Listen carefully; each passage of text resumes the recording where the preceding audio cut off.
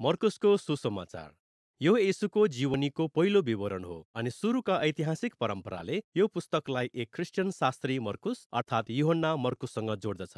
उनी पावलका सहकर्मी साथै पत्रुसका नजिकका सहयोगी थिए। वास्तवमा प्रारम्भिक इतिहासकार पापियसले बताउँदछन् कि मर्कुसले पत्रुसको सबै प्रत्यक्षदर्शीहरूको गवाई र स्मरणहरू सङ्कलन गरी यो विवरण तयार पारेका हुन्। तर मर्कुसले केवल यी विवरणहरूलाई जथाभावी राखेका छैनन्। उनले होसियारीपूर्वक येशूको कथालाई प्रस्तुत गरेका छन्। पुस्तकको पहिलो हरफमा मर्कुसले येशूको बारेमा यो दावी गर्दछन् कि यो परमेश्वरका पुत्र येशू ख्रीष्टको सुसमाचारको आरम्भ हो। अब रोचक कुरा के छ भने केवल यस समयमा मात्र मर्कुसले आफ्नो विचारलाई व्यक्त गर्दछन् अनि पुस्तकको बाँकी दृश्यहरूमा उनले येशूको सेवा कार्य र वचनलाई तपाईँको सामु ल्याई मानिसहरूले उहाँप्रति कस्तो व्यवहार गरे भनी बताउँदै तपाईँलाई प्रभावित पार्न खोज्दैछन्। मर्कुसले येशूको कथालाई एक नाटकीय तरिकाले 3 दृश्यमा प्रस्तुत गर्दछन्। पहिलो दृश्य गालिलमा, तेस्रो दृश्य यरुसलेममा र दोस्रो चाहिँ येशू एक ठाउँबाट अर्को ठाउँमा रहनुभएका दृश्यहरू रहेका छन्। अनि यी प्रत्येक दृश्यहरू एउटा दोहोरिएको प्रसङ्गमा केन्द्रित हुँदछन्। दृश्य 1 मा सबैजना येशूद्वारा चकित हुँदछन् र यिनी को हुन् भनी सोच्दछन्। दृश्य 2 मा चेलाहरू येशू नै मसीह हुने कुराको अर्थ बुझ्न सङ्घर्ष गरिरहेका छन्। अनि तेस्रो दृश्यमा येशू कसरी मसीह राजा बन्नुहुन्छ भन्ने रोचक तर विरोधाभासपूर्ण घटना देख्दछौँ। आउनुहोस् हामी यसको गहिराईमा गई यी सबै कसरी पूरा हुन्छ भन्ने हेरौँ। पहिलो वाक्यांशपछि मर्कुस प्राचीन अगमवक्ता यशायाह र मलाकीलाई उद्धृत गर्दछन्, जसले भने कि परमेश्वर स्वयं उहाँका मानिसहरूको उद्धार र तिनीहरूको राजा हुन आउनुहुनेछ, जसको तयारीको निम्ति परमेश्वरले एकजना सन्देशवाहक इजरायलको निम्ति पठाउनुहुनेछ।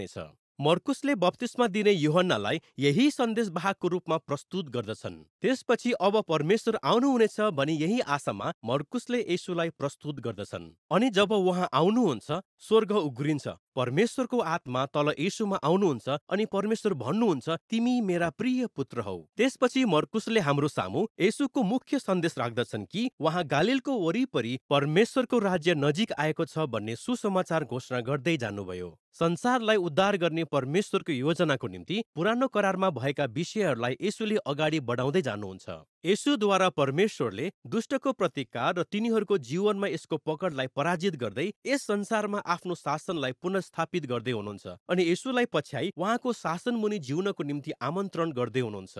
अब यहाँदेखि उता येशूको शक्ति र उहाँद्वारा ल्याइएको परमेश्वरको राज्यलाई प्रकट गर्न मर्कुसले धेरै कथाहरू प्रदान गर्दछन्। उहाँ बिरामीहरू, दुखितहरू वा अन्धकारको शक्ति मुनि दबिएका मानिसहरूलाई निको पार्दै हिँड्नुहुन्छ।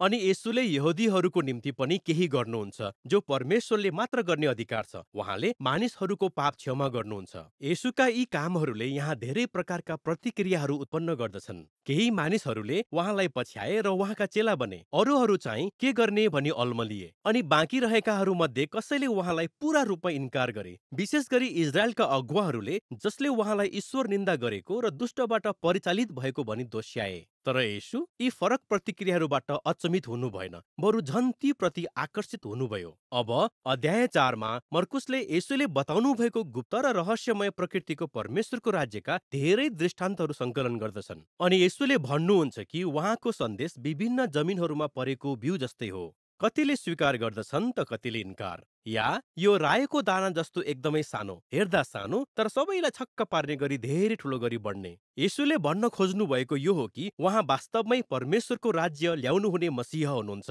तर सबैले अपेक्षा गरे जस्तो प्रकारले त होइन। अनि येशूको बारेमा मानिसहरूको बुझाइमा भएको अलमलको वृद्धि नै मर्कुसको पहिलो दृश्यको मुख्य विचार हो, किनकि उहाँकै चेलाहरूका बीचमा पनि यो अलमलता थियो। उनीहरू पनि येशू वास्तवमै को हुनुहुन्छ भनी जान्न सङ्घर्ष गरिरहेका थिए। यसपछि दोस्रो दृश्य सुरु हुँदछ, जो एक जटिल संवादबाट सुरु हुन्छ। येशूले चेलाहरूलाई एकातिर लगेर सोध्नुहुन्छ, तिमीहरू मलाई को हो भन्दछौ? पत्रुस जवाफ दिन्छन्, तपाईँ मसीह हुनुहुन्छ। तर पत्रुसको लागि यसको अर्थ स्पष्ट थियो कि उहाँ दाउदको वंशको एक विजयी सैनिक शासक हुनुहुन्छ, जसले इजरायललाई रोमीहरूबाट छुटकारा दिनुहुन्छ।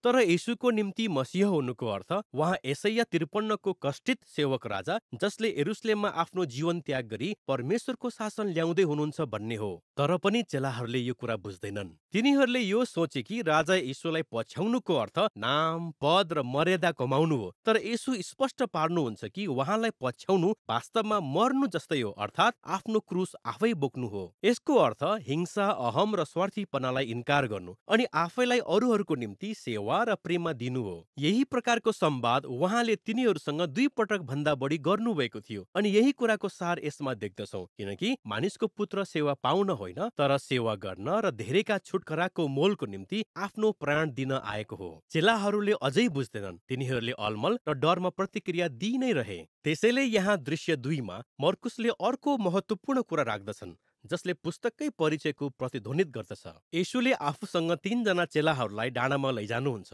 अनि उहाँको अचानक रूप परिवर्तन हुन्छ। उहाँ ज्योति र महिमाले चम्कनुहुन्छ र बादलले उहाँलाई ढाक्दछ। अब यो इजरायलका परमेश्वरको महिमा जस्तै हो, जुन धेरै पहिला सिनै पर्वतमा देखा परेको थियो। अनि सिनै पर्वतमा परमेश्वरको उपस्थितिमा रहेका यी 2 अगमवक्ता मोसा र एलिया येशूको छेउमा उभिएका छन्, जसै परमेश्वरले यिनी मेरा प्रिय पुत्र हुन् भनी घोषणा गर्नुहुन्छ। अब यो घटनालाई दृश्य 2 को सबै संवादहरूको बीचमा राखेर मर्कुसले आश्चर्यचकित पार्ने दाबी गर्न खोज्दैछन् कि येशू परमेश्वरका पुत्र जो शारीरिक रूपमा परमेश्वरको महिमाको चमक हुनुहुन्छ अनि येशूमा इजरायलका महिमित परमेश्वर आफ्ना मानिसहरूको पापको खातिर दुःख उठाएर र मृत्यु वरण गर्दै राजा हुन जाँदै हुनुहुन्छ। यो एकदम चकित पार्ने खालको दाबी थियो, जसले चेलाहरूलाई त्यस डाँडाबाट जाँदै गर्दा अलमल र त्रसित बनाउँदछ। अनि यो घटनाले हामीलाई तेस्रो दृश्यमा ल्याउँदछ। येशू सार्वजनिक रूपमा राजकीय सवारीका साथ निस्तार चाडको निम्ति यरुसलेममा प्रवेश गर्नुहुन्छ। मानिसहरूले उहाँलाई मसीहको रूपमा जय जयकार गरिरहेका छन्। त्यसपछि उहाँ आफ्नो राजकीय अख्तियारको प्रयोग गरी मन्दिरको चोकमा प्रवेश गर्नुहुन्छ र बलिदानको विधिलाई रोक्दै त्यहाँका डाकुहरू र शोषकहरूलाई धपाउनुहुन्छ। यसै साताबाट येशूको इजरायलका अगुवा र धर्मगुरुहरूसँग आम्ने सामनेको बहस सुरु हुँदछ, जहाँ येशूले तिनीहरूको पाखण्डीपनालाई देखाइदिनुहुन्छ तसर्थ तिनीहरूले उहाँलाई मार्ने षड्यन्त्र रच्दछन्। येशू आफ्ना चेलाहरूलाई यसै पुस्तामा यरुसलेम र मन्दिरको विनाश र यस संसारमा पूर्ण रूपमा परमेश्वरको राज्य स्थापित नगरेसम्म उहाँलाई जस्तै चेलाहरूले पनि सतावट भोग्नुपर्छ भनी भविष्यवाणी गर्नुहुन्छ। अनि यसैसँगै अन्तिम रातको घटनामा हामी पुग्दछौँ। येशू आफ्ना चेलाहरूसँग निस्तार चाडको अन्तिम भोज खानुहुन्छ, जुन इजरायलीहरूले निस्तार चाडको थुमाको मृत्युद्वारा दासत्वबाट छुटकारा पाएको घटनाको एक प्रतीक हो। येशूले यी प्रतीकहरू लिनुहुन्छ र तिनीहरूलाई नयाँ अर्थ दिनुहुन्छ। तिनीहरूले पाप र मृत्युबाट छुटकारा हुने कुरा औल्याउँछन्, जुन कष्टित सेवक मसीहको मृत्युबाट हुनेछ। यहीँबाट यो कथा येशूको पक्राउ, इजरायलका पुजारीहरू र रोमी शासक पिलातसको सामु अघि बढ्दछ। अन्ततः येशूलाई क्रुसमा टाँगिन्छ। अनि यो यस्तो घटनामा टुङ्गिन्छ जुन दृश्य 1 र दृश्य 2 का मुख्य दृश्यसँग मेल खाँदछ। यस घटनामा बादल होइन, अन्धकार माथिबाट आउँदछ। स्वर्गबाट ईश्वरीय आवाजको सट्टामा येशू मर्नु अघिको पुकाराको आवाज आउँदछ।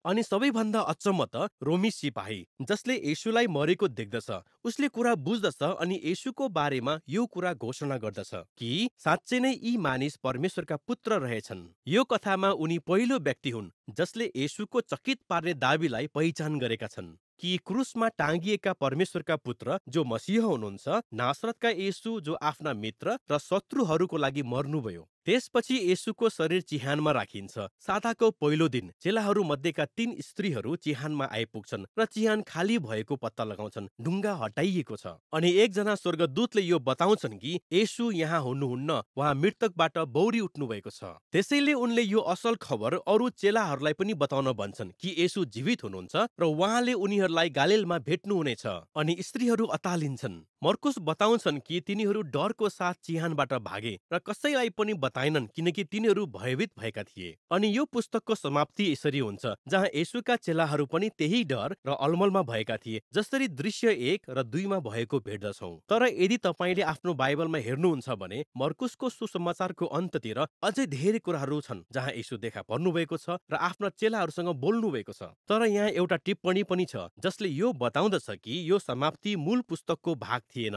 तर पछिका केही विश्वसनीय पाण्डुलिपिहरूमा रहेको पाउँदछौँ। यो सम्भव छ कि वास्तविक पाण्डुलिपिहरू हराएको हुन सक्छ वा सायद मर्कुसले लेखिसकेका थिएनन् होला, तर यस प्रकारको अचानकको समाप्तिमा लेखकको मनसाय रहेको देखिन्छ। सम्पूर्ण कथा यी अचम्मका दाबीका कारण येशूका चेलाहरूलाई सुरुदेखि अन्तसम्म अलमल भएको कुरामा केन्द्रित छ। कि कष्ट भोग्ने, क्रुसमा टाँगिने र बौरी उठ्ने येशू परमेश्वरका पुत्र मसीह हुनुहुन्छ। अनि जब येशू संसारको पापको लागि मर्नुभयो, परमेश्वरको प्रेम र उलटपुलट राज्यको प्रकट भयो। यो कथा नटुङ्गिकन नै अन्त भएको छ, जसले गर्दा तपाईँ पाठकलाई येशूका अनौठा र आरोपपूर्ण दाबीहरूप्रति सोच्न बाध्य गराउँदछ। के तपाईँ पनि चेलाहरू झैँ भाग्नुहुन्छ?